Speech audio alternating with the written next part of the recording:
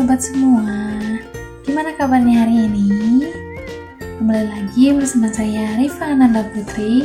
Nah, pada kesempatan kali ini kita akan membahas mengenai tahap perkembangan bermain anak usia dini menurut 3 ahli. Sebelumnya, apakah sobat semua sudah tahu bagaimana tahap perkembangan bermain anak usia dini itu? Sepertinya sobat semua ini kebanyakan belum pada tahu ya mengenai tahap perkembangan bermain anak usia dini. Nah, tanpa perlu berlama-lama lagi, yuk kita langsung saja masuk ke penjelasannya. Check this out. Tahap perkembangan bermain yang akan kita bahas pada kesempatan kali ini adalah tahap perkembangan bermain menurut Harlock, tahap perkembangan bermain menurut Piaget, dan tahap perkembangan bermain menurut Milner-Parton.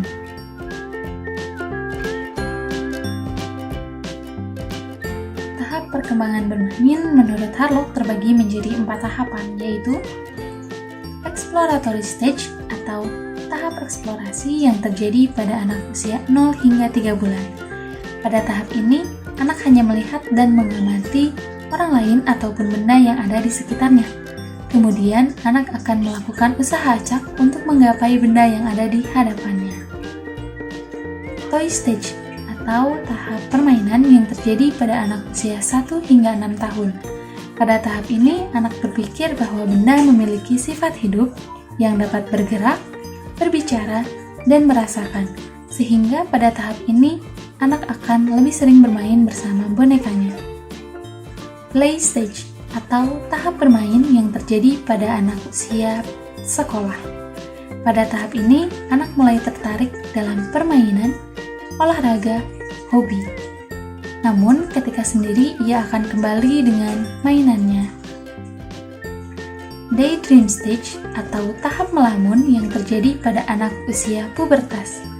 Pada tahap ini, anak mulai kehilangan minat dalam bermain karena banyak menghabiskan waktu untuk melamun dan berhayal.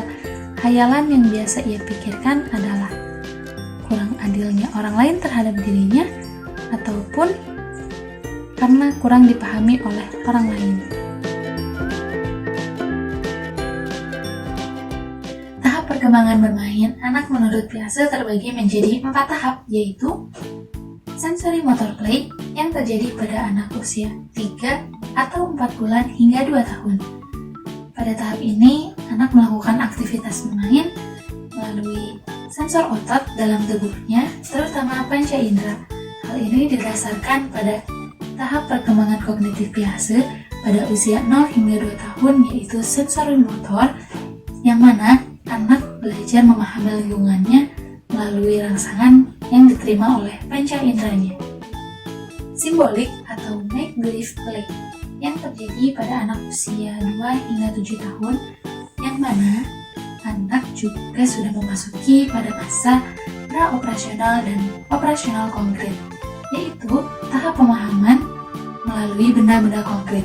Selain itu, pada tahap ini anak juga sudah mengembangkan imajinasinya, sehingga anak sudah memasuki pada masa tahap bermain pura-pura. Social play games with rules yang terjadi pada anak usia 8 hingga 11 tahun. Pada tahap ini, anak sudah senang bermain dengan teman sebayanya. Nah, selain itu, menurut Kohlberg, juga pada tahap ini anak sudah sangat memahami mengenai aturan yang dibuat. Game with rules and spark yang terjadi pada anak usia di atas 11 tahun, di mana jika dikaitkan anak sudah dalam tahap operasional formal, di mana anak sudah bisa berpikir abstrak seperti orang dewasa, sehingga ia sudah mulai menikmati permainan dengan aturan dan juga olahraga.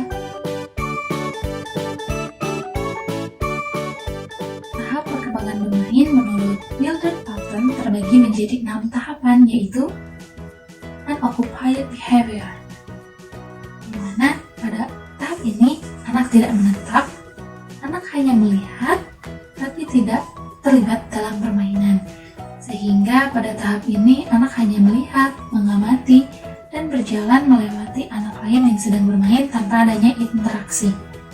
Onlooker behavior. Pada tahap ini anak hanya melihat dan mengamati anak lain yang sedang bermain.